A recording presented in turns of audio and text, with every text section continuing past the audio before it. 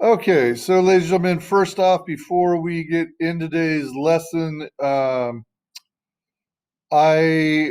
was told to let you guys know about the ACT Aspire testing, which is coming up on April 5th and 6th, so in about 3 weeks from now. You must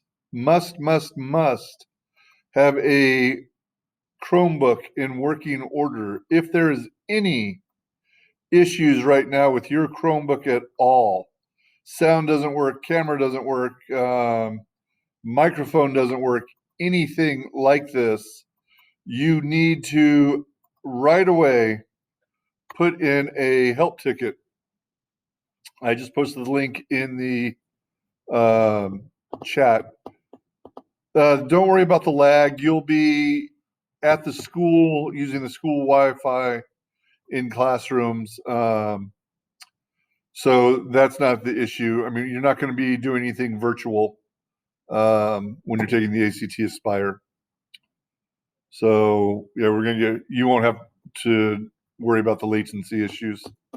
Um, but keys missing, keyboard messed up, anything like that you have a problem with, that it's not in good working order, please go ahead and get that. I'll be sending out an email also um,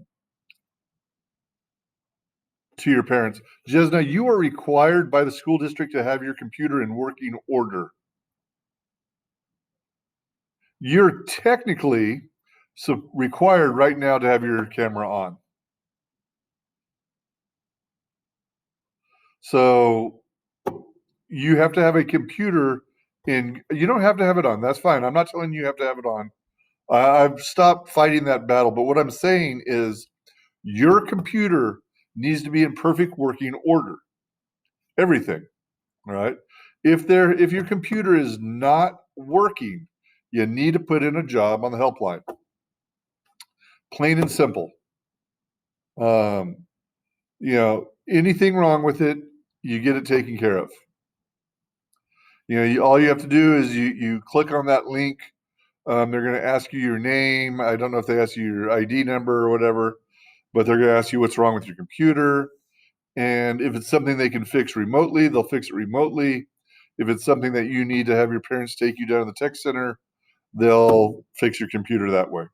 But this must be done before. I'd make sure it's done ASAP, as soon as possible. All right. Any other questions about that?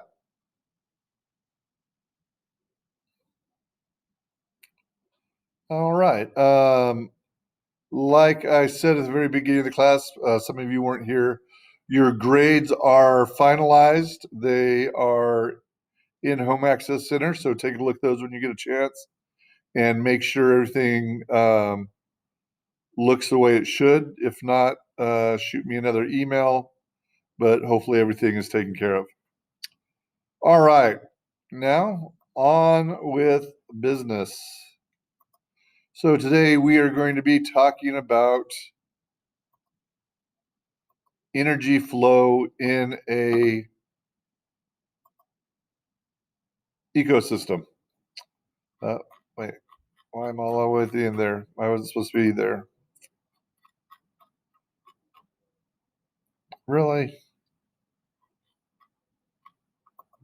Hold on a second.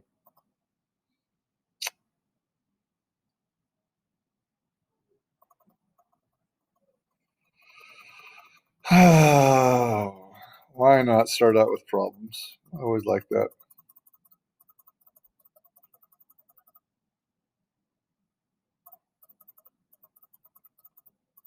It's one thing I don't like about Google Slides. They don't work as pretty as PowerPoint.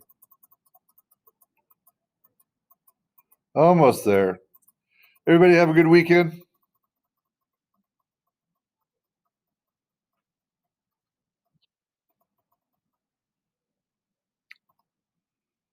Good to hear.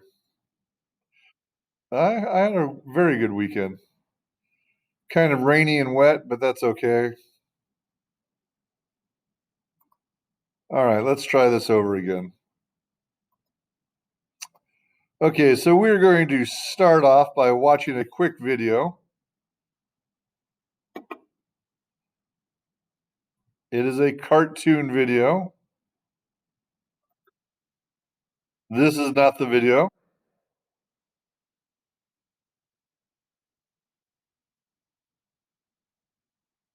Skip ad.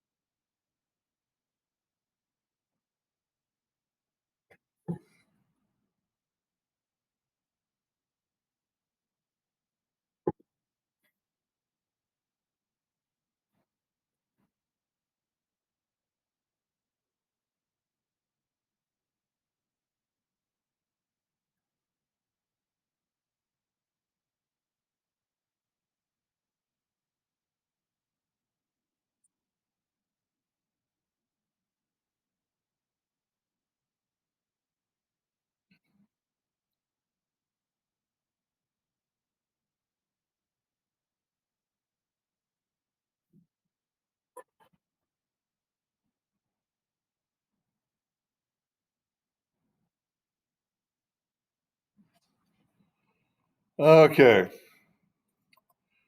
so actually, it is. It's very educational in some parts. It's also entertaining. Um, so, Jesna, because you were the first one to speak up, what do you think Mufasa was talking about when he says the circle of life?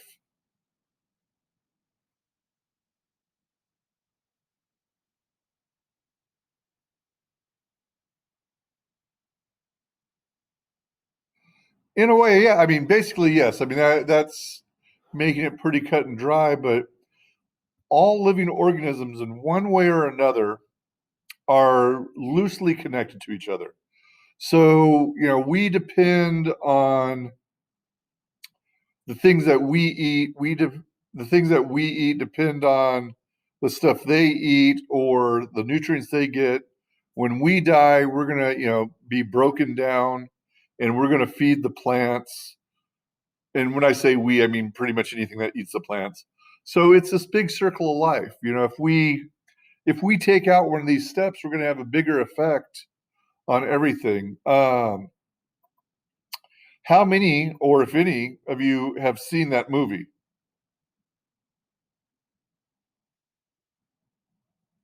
So have a few of you who have seen it. So now, I mean, obviously, it is just a movie. I get that, but remember when Scar took over and he let the hyenas just kill whatever they wanted, and they overkilled, and the Pride Lands uh, went into a downfall, and the food went away. The Pride Lands, everything looked really bad, right? Now, obviously, animals are going to eat when they're hungry. That's just wait. So if no one, hold on, what was that? So if no one died, we'd all die. Well, yeah, but somebody dies. Somebody has to die. Whether it be plants or animals, people die. Things die constantly. Um, when you throw a system out of sequence, when things start to break down, it has a lot longer consequences to the balance of life. Life will go on, it just may look different, if that kind of makes sense. All right. So, what we're going to start talking about is how does energy flow through an ecosystem? What is matter? Samuel, can you answer that question for me? What is matter?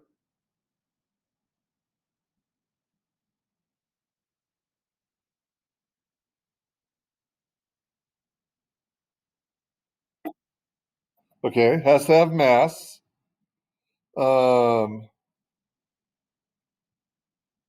Here's actually supposed to be because he's dark for me. Stray,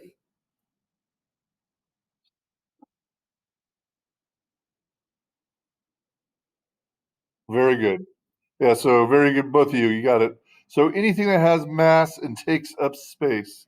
So what happens to the matter in the circle of life? Does it just disappear? And I think Jesna kind of answered that, but Boovi, what happens? What is Mufasa talking about when he's talking about the circle of life? What happens to the matter in the circle of life?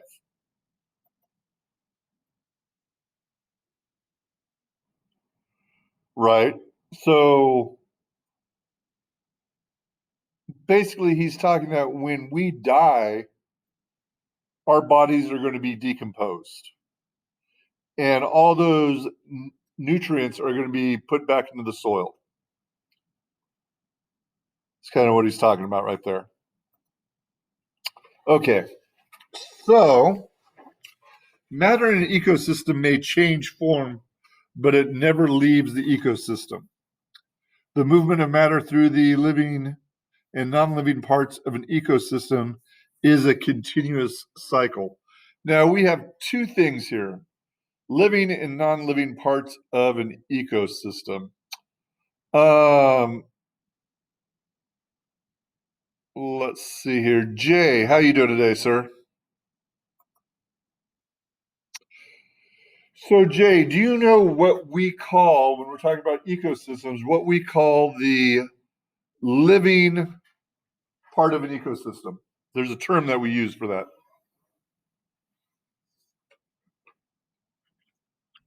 Any idea what that's called?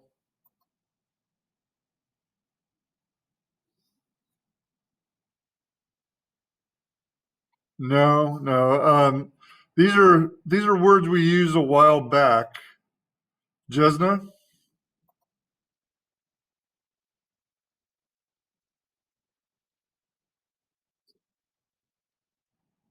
Yes, but we're talking about ecosystems, not man-made structures. And I'll come back to that in a minute when I get to that part. Right now, I'm asking about the living parts of the system. So, Nish, any idea what a living part of an ecosystem is called? And guys, no Googling for all my Googlers there.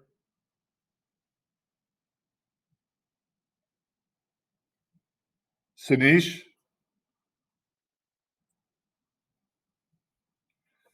I never said you were not. No, not a life cycle. Give me one more here. Vedant, what is the living part of an ecosystem called?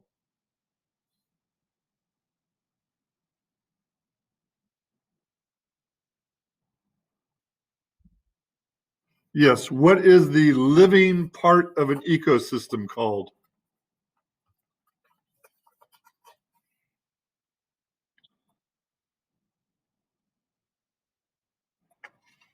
Another question. It is biotic. So Shrog got it. Very good. So the living part of an ecosystem is biotic, and the word bio means life. So anything that is alive in an ecosystem is biotic. You are biotic, the plants are biotic, the grass, insects, the birds, trees.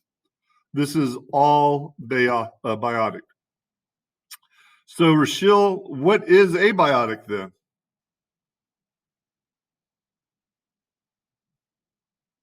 Right. This is the non living part of the ecosystem. This is the rocks, this is the dirt, not including the organic material. This is the temperature, the rain, the water. Boovi, this, or I think it was Boovi that said this. The cities, or was that Jesna? Whoever mentioned cities, that would be abiotic. It was Jesna. Okay. Um, Anything that is not alive and never has been alive is abiotic.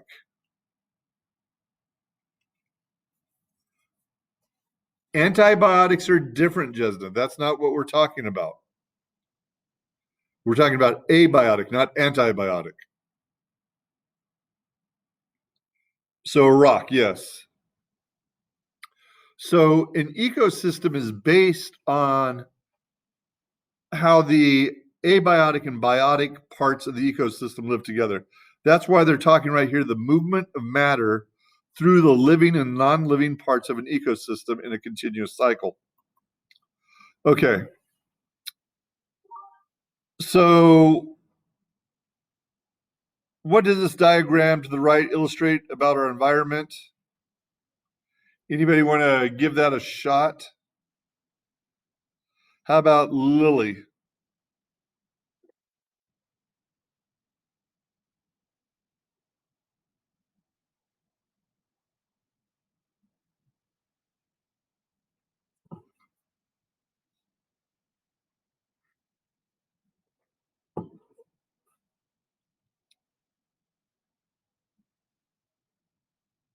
Any idea, Lily?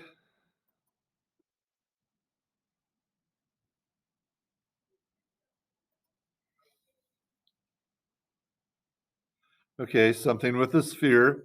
Sanjay, hello. How you doing, sir?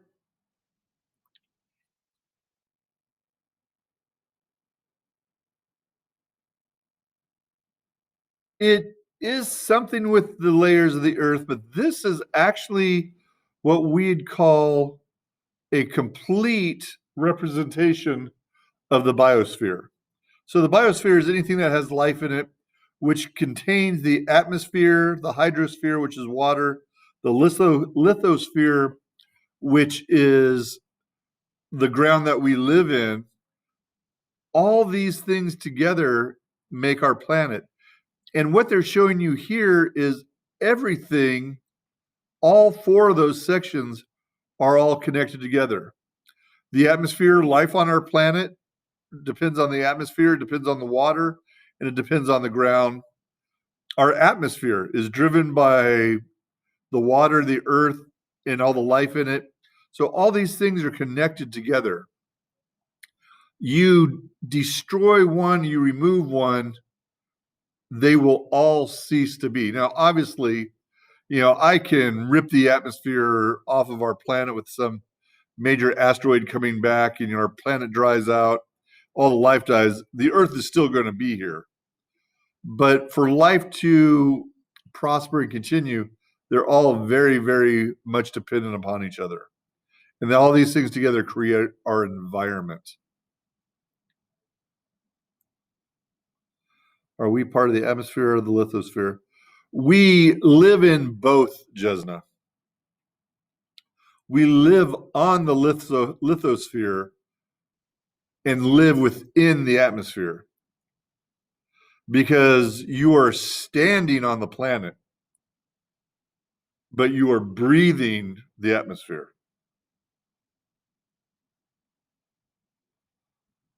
And you're also surrounded constantly by the hydrosphere. I mean, it's not like you're walking outside getting soaking wet. Give that about 2 or 3 months till the humidity gets here. But there's water all around us. Avinash, you don't even have to jump to be in the atmosphere. Walking, you're in the atmosphere. Sitting in your chair, you're in the atmosphere.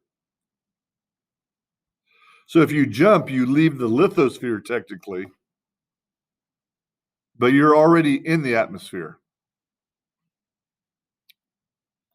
All right.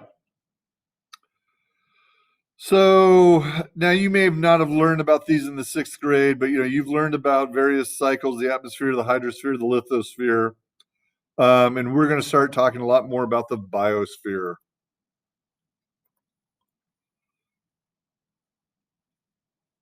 So hopefully, most of you have learned about these cycles: the water cycle, the carbon cycle, and the nitrogen cycle. The water cycle, and I'll post these links later. And if you want to go back and look at anything, you can. In the very, very simplest terms, water evaporates, it condenses into clouds. The clouds have precipitation. They hit the ground, they run off, they join bodies of water, and it's just a cycle that keeps going on. Some of this goes in the groundwater, some of the plants transpire, water comes out of the plants, but it's just a cycle. The water keeps recycling itself over and over and over again. The carbon cycle, this is the one that we just really talked about um, last week and the week before. So plants take in carbon dioxide, they release oxygen and glucose. We take in the oxygen and glucose. We release carbon dioxide. And this is a cycle of the carbon cycle. We keep spinning it around and around and around. Even plants themselves, the grasses and stuff, release carbon dioxide. But we keep spinning the carbon through this cycle over and over again.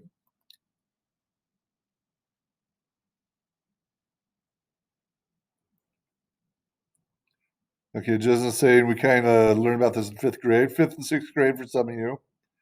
Sorry, movie about your dead plants in your biosphere. Now, this is the water cycle. Are you talking about the slide I just showed, Sanish? Okay.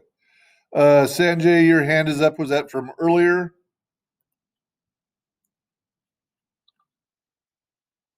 Okay, I forgot to put it down. All right. Avinash, your plants are all still alive? That's pretty awesome. Okay, and then the last cycle is the nitrogen cycle. And basically, there's nitrogen in our atmosphere. When we have storms, thunderstorms, stuff like that, it helps fix nitrogen into the soil. When animals and so on die, the nitrogen decays, gets into the soil, gets absorbed back into plants. Sometimes it gets eaten by animals. Um, Nitrogen can be also released back up into the atmosphere. So this is a nitrogen cycle. And nitrogen is another very important atom that life depends on as far as needing to build proteins, fat molecules, and things like this.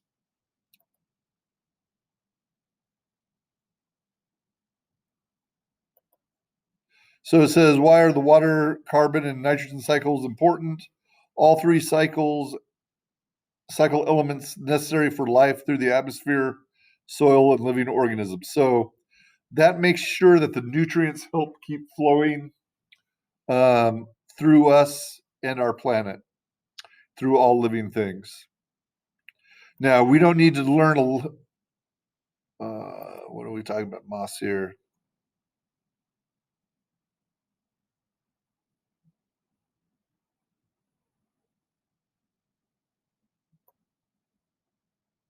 A strange green substance. Could be the blob.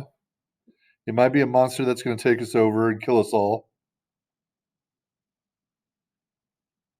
Bobit the Third will be remembered. Oh my, I worry about you guys quite a bit. Okay.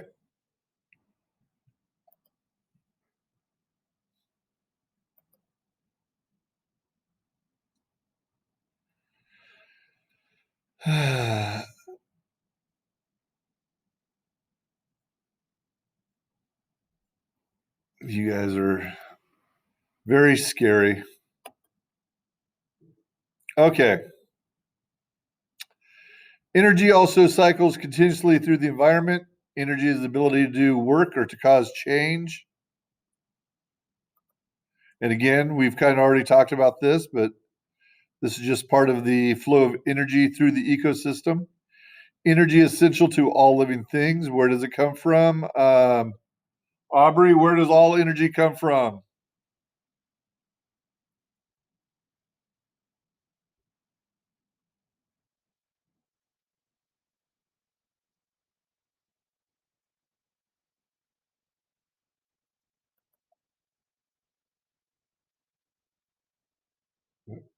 Very good. All energy comes directly or indirectly through the sun. So whether we are burning coal and gasoline, this comes from plant and animal matter millions of years ago. It stored all its energy from the sun. Nuclear power is a element that is created by stars. Um, Even the planet, the gravitational pull of the sun, the rotation and stuff like that help help our planet to stay hot on the inside, for lack of the direct scientific terms, which gives us geothermal energy and things like this. So pretty much everything on our planet, the energy comes directly from the sun or indirectly from the sun.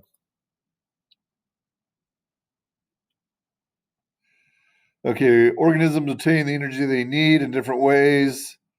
And this is where we're going to start talking about some wonderful things that most of you may already know about, but we're just going to go through them to make sure. So the energy comes down, goes to the producers. Producers are either die and are broken down by consumers, or excuse me, either die and are broken down by decomposers, or they are consumed by consumers who die and get broken down by decomposers, or have waste elements which go right back to the producers. And as decomposers have waste, that material goes back down to the producers. So you can see down here, we have a cycle again between producers, consumers, and decomposers.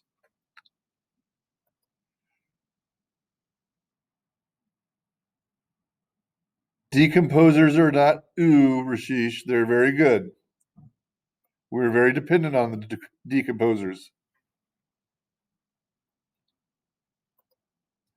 All right. Producers. Now, guys, these are terms that you are going to need to know.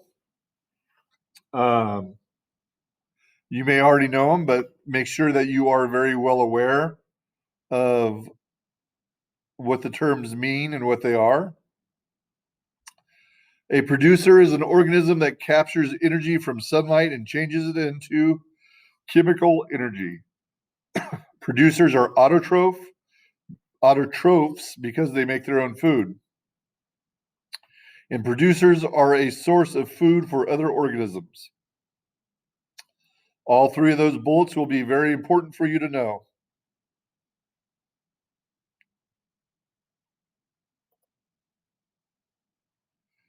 Now, Reese, can you give me a couple examples of producers?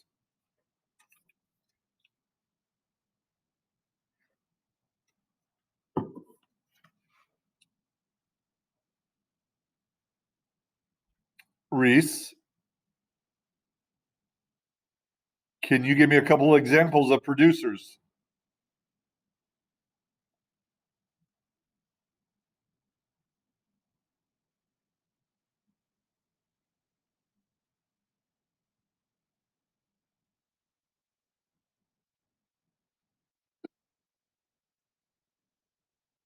Okay, there's one.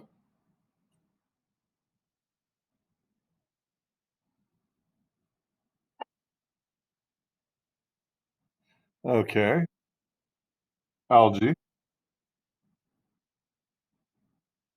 Sanjay?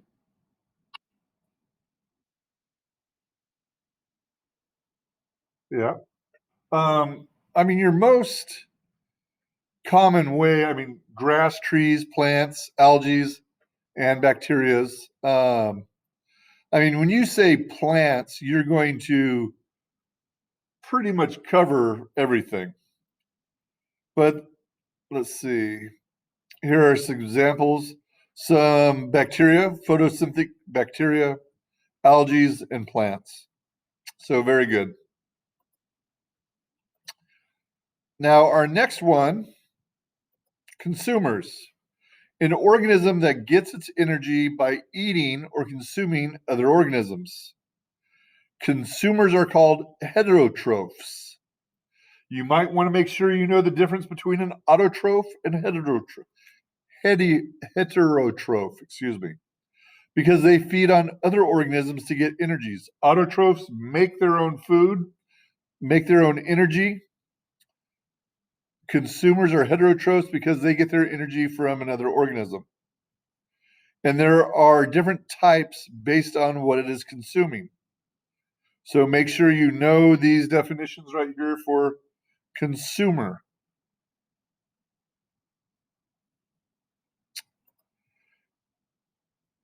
What did we got here?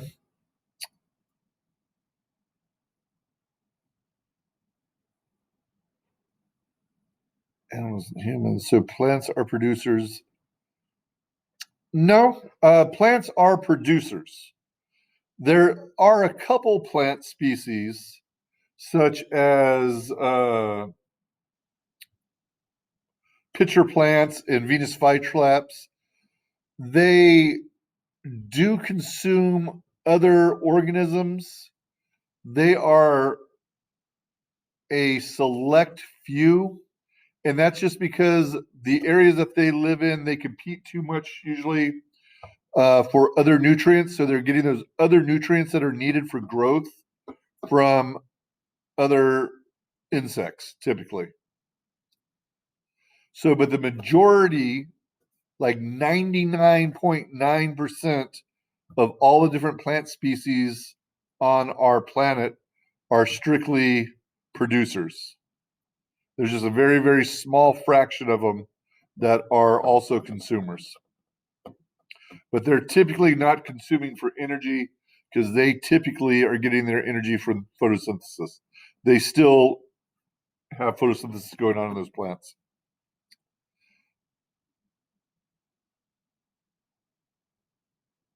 That is done by a reflex of nature. Yes, Jesna.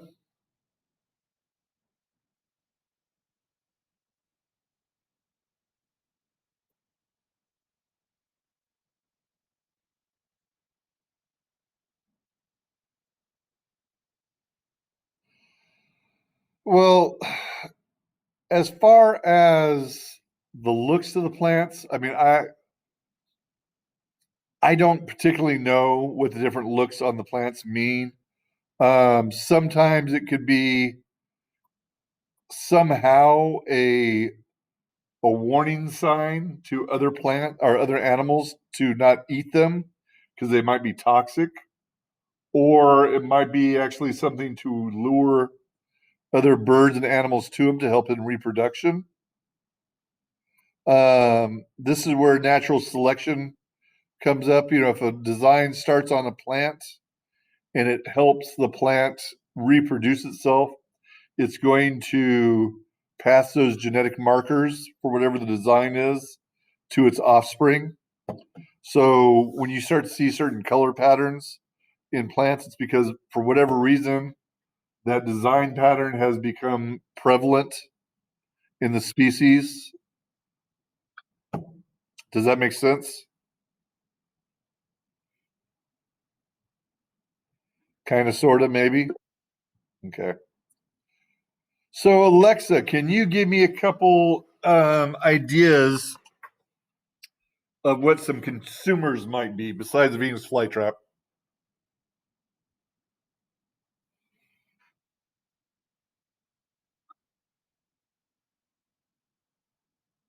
Okay. All right. So, yeah, we are a very big consumer. Um, the first type consumers we're going to talk about here are your herbivores. When you say this word, the H is typically silent. You can say herbivore. Most people will know what you're talking about, but is pronounced herbivore. The consumer that feeds on plants and algae. So these are your number one consumers of plant material. They can only get their energy from plants and algae. They cannot get any energy from other animals. If they were to eat another animal, whether on purpose or by accident, which I don't believe they would do it on purpose, they would receive no energy from them.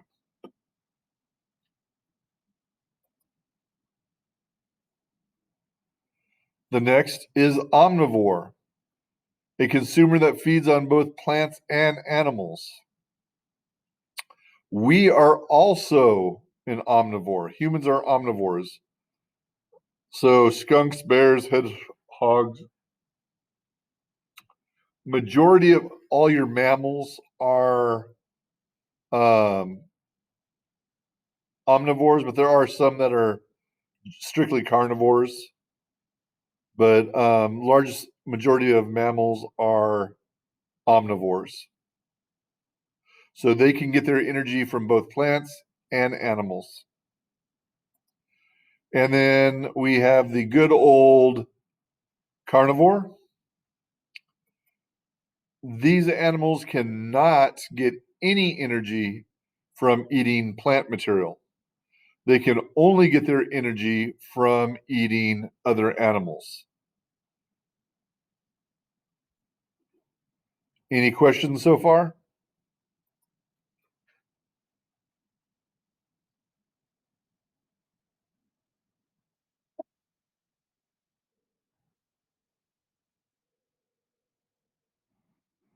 They do it on purpose? Yeah, because if they could not eat another animal, they could not survive. They cannot get their energy, excuse me. They could not get their energy from plants.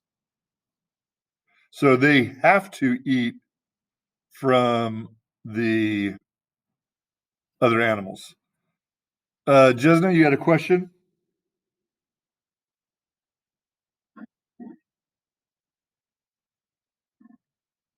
Right. So let's say there's a cow in a pasture eating, and it comes upon a grass snake that happens to be in a bunch of grass that it's eating. It could eat the snake. It's just going to keep chewing and it will swallow it. The thing is, it will do no harm to it. I mean, it's not going to hurt it to eat the meat, but it's not going to get anything from the meat. It's just going to pass through the system just like nothing. Now, I mean, do they ever go and, look at this chicken and try to eat the chicken? No.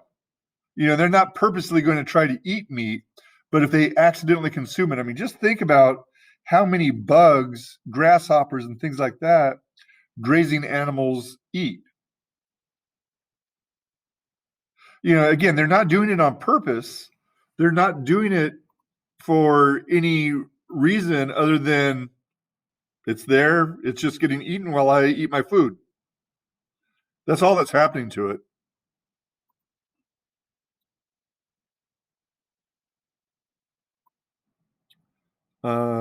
I mean, everything we said are carnivores except for cats because not all cats are carnivores. In general, most wild cats are carnivores. And yes, I agree with you. Whoops. I agree with you guys. That doesn't really look like a cheetah to me. These are not my slides. This is teachers sharing with other teachers. Actually, I just stole it. Uh, that looks more kind of like maybe an ocelot. Definitely does not look like a jaguar. I've actually seen jaguars up close and personal in the wild. But all right. Okay, I'll tell you this little story, I guess. Yay! Gotta have a story somewhere. Not plagiarism. We share. Teachers share with teachers. There's actually a website called Teachers Pay Teachers. We share stuff. Okay. So when I got my master's degree, I'd made a deal with my wife to go to South America for a year. Um, so I quit my job at Lamar Middle School, teaching eighth grade science, and we went to Brazil to have my daughter learn her third language. Um, she already spoke Spanish, and Brazil they speak Portuguese. So we wanted her to learn one of the next top five languages in the world. The top five languages are English, Chinese, French, Spanish, and Portuguese. Um, so, anyways, we went to Brazil. We knew some people that lived down there. Lived in a town called Josaba. Um, well, the Brazilian visa that you get is you can only stay 3 months at a time. So we rented a house, so we were there for 3 months, and then we decided to go on vacation for a vacation on our vacation to Bolivia. So we went to Bolivia, and when we were coming back from Bolivia, so we were out of Brazil for a month, and then we came back. When we came back, we went into what's called the Pantanal, which is the world's largest wetlands. Just beautiful area. The Rio Negro, the Black River, is one of the tributaries to the Amazon, and we stayed in the eco lodge there, which is right on the river. And we fished for piranha and did all this stuff. And we were out on a boat ride one time, and we're seeing capybara, the world's largest rodents, seeing toucans, all kinds of monkeys. It's just really great. Seeing a lot of caiman, which are like alligators. And my our guide that was with us, he's just flying down the river. And all of a sudden, he's like, oh, stop. And he turns the motor of the boat off, and he turns the boat, and we come up into a grove of trees. And within 10 feet of us, up in a tree, is a jaguar sitting there with his paws crossed in front. His ears are completely relaxed. His tail is swishing back and forth. That cat, from its head to its tail, was probably about 10 feet long. Huge cat. We heard him purring. He's one of the few great cats that purr. And it was just the most awesome thing in the world. My wife was like completely freaking out. My son was 3 years old. She's just kind of holding him really tight. My daughter and me are in the boat. I got some pictures of them. They're in my classroom. Actually, I might go see if I can find the book in just a minute.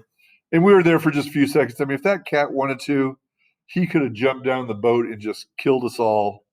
But he didn't. He During the daytime they don't hunt.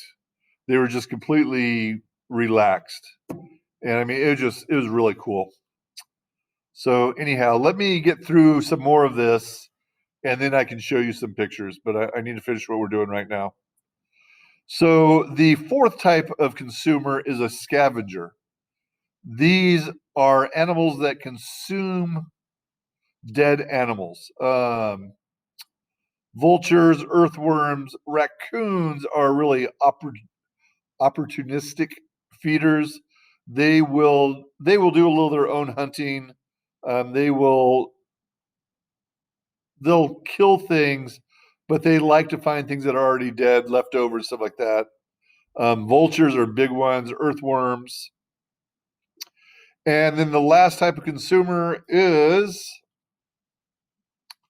actually, yeah, the decomposer, which this is what breaks down dead plant and animal matter into simpler compounds for the soil.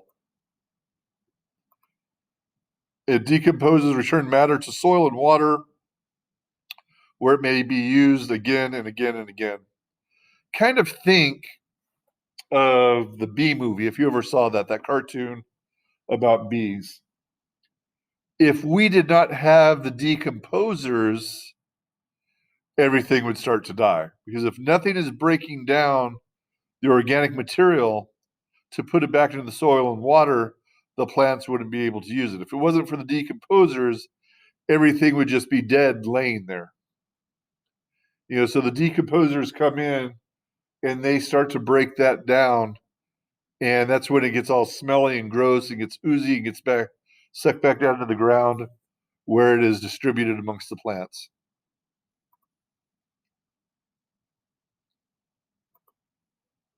And then a couple different type of decomposers, bacteria, and these really fun people, the fun guys. All right. So you're going to watch a video clip real quick, and I want you to tell me what is going on in this video. Is the process shown harmful or beneficial, and why? What would happen if the process shown did not occur? And the process shown can be described as a cycle. Why? Those are things that you're going to be looking for.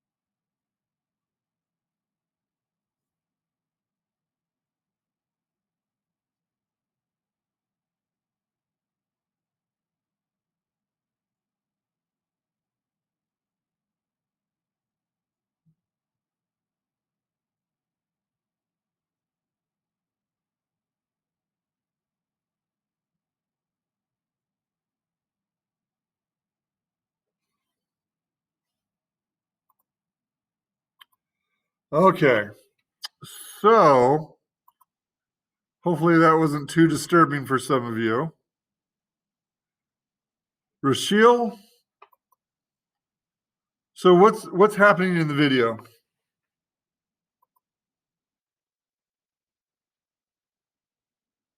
Okay, very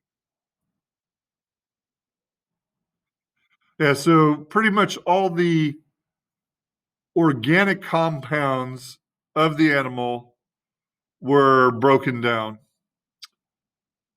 Avinash, is that a harmful or a beneficial process, and why?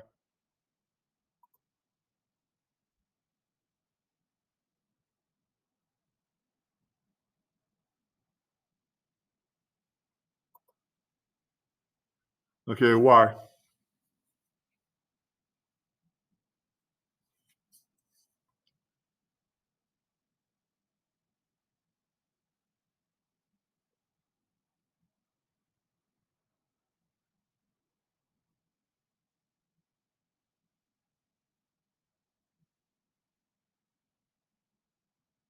Do you know why, Avinash?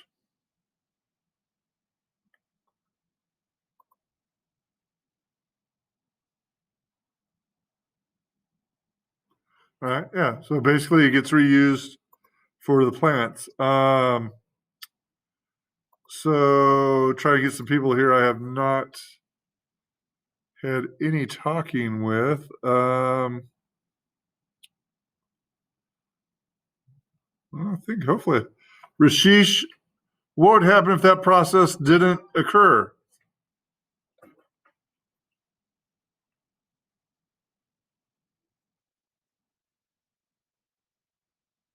What would happen if decomposition wasn't happening?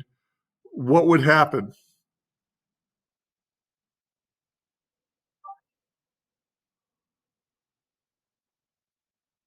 Maybe. Rachel, can we consider that a cycle?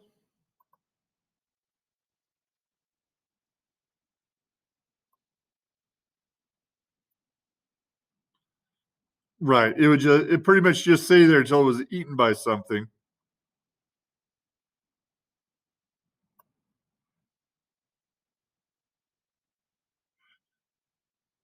They are, but see, the thing is, well, yes, they're decomposing things that and breaking them down into usable nutrients for the soil.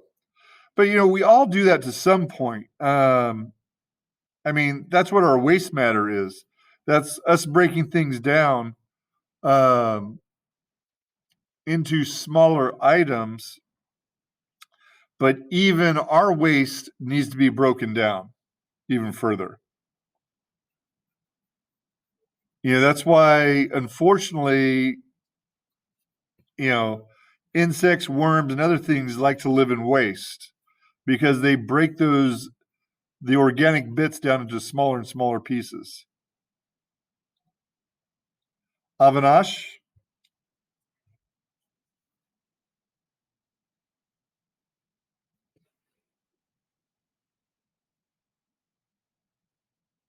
no idea why you said me, me, me. Okay. All right. Let's see here.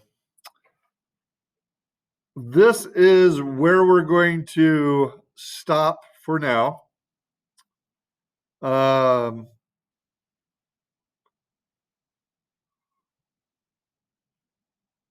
we are pretty much done with class, but I will show you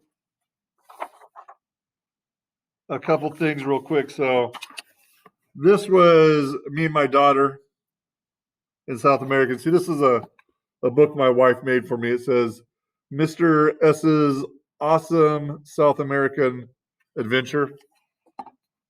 It says Bolivia, Brazil, Uruguay, Paraguay, and Argentina. So we got the caimans, the capybara, the toucans. That's my son looking all cool in his little fisherman hat. Some sons.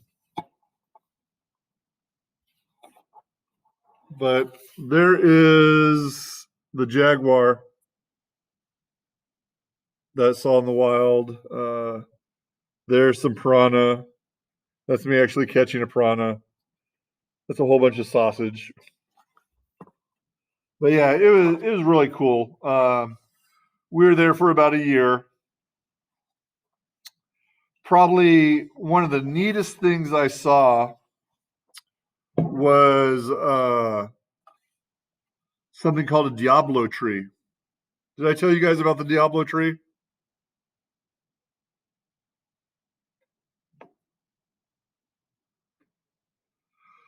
So we were in the rainforest um,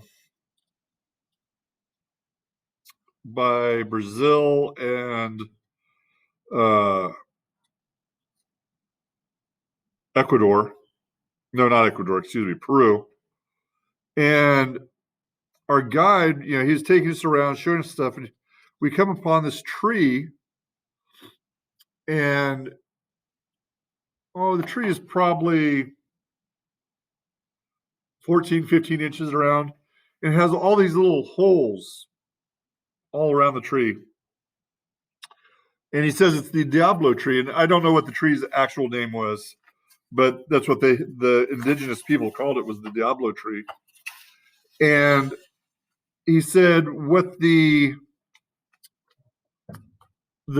tribes would do is, let's say you committed a crime against the tribe, they would come and certain crimes. I mean, it could just be, I lied to you, like you stole something or you hurt somebody.